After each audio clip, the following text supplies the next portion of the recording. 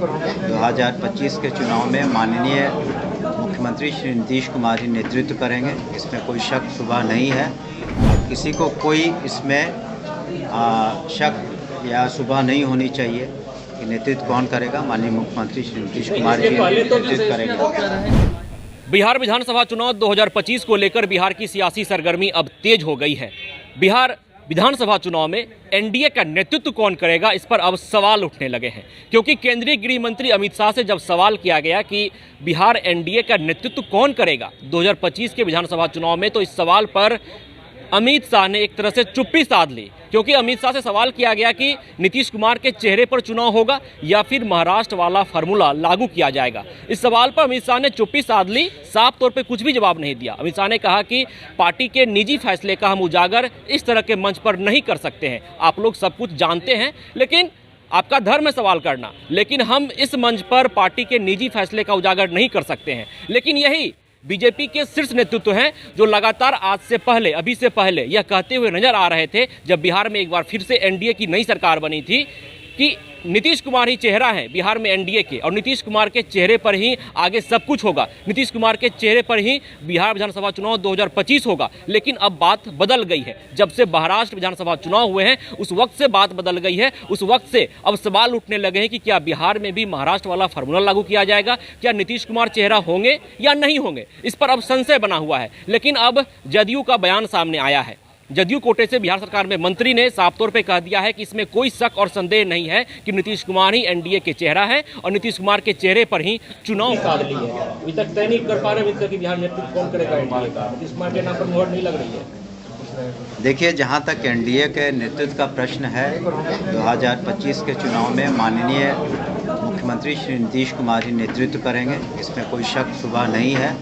अब ये मीडिया अपने तरफ से कह रहा है, सोच रहा है, कुछ लोग सोच रहे हैं, वो अलग बात है, लेकिन इसमें कोई किसी को कोई इसमें शक या शुबा नहीं होनी चाहिए कि नेतृत्व कौन करेगा। माननीय मुख्यमंत्री श्री नीतीश कुमार जी नेतृत्व करेंगे।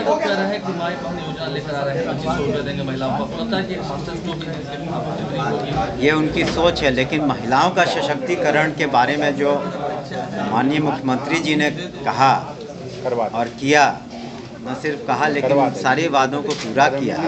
आज जो जीविका दीदियां हैं 1,40,00,000 से ज़्यादा जिनको सशक्त किया, जो करीब 50% जो गर्ल्स स्टूडेंट्स हैं स्कूल्स कॉलेजेस जा रहे हैं, साइकिल योजना, पोशाक योजना या प्रोत्साहन योजना, महिला उद्यमी योजना, जो भी महिलाओं के लिए हो सकता है वो कर रहे हैं। और फिर जो अगर कुछ दिनों में वो प्रगति यात्रा पर निकलने वाले हैं और देखेंगे कि महिलाओं के सशक्तिकरण में और क्या कुछ किया जा सकता है, उसको वो निश्चित रूप से करेंगे। इसके पहले महिला संवाद यात्रा की बात हुई थी, क्या महिला संवाद यात्रा होगी या नहीं होगी? नहीं, महिलाओं से तो मुलाकात निश्चित रूप से यात्रा में होगी।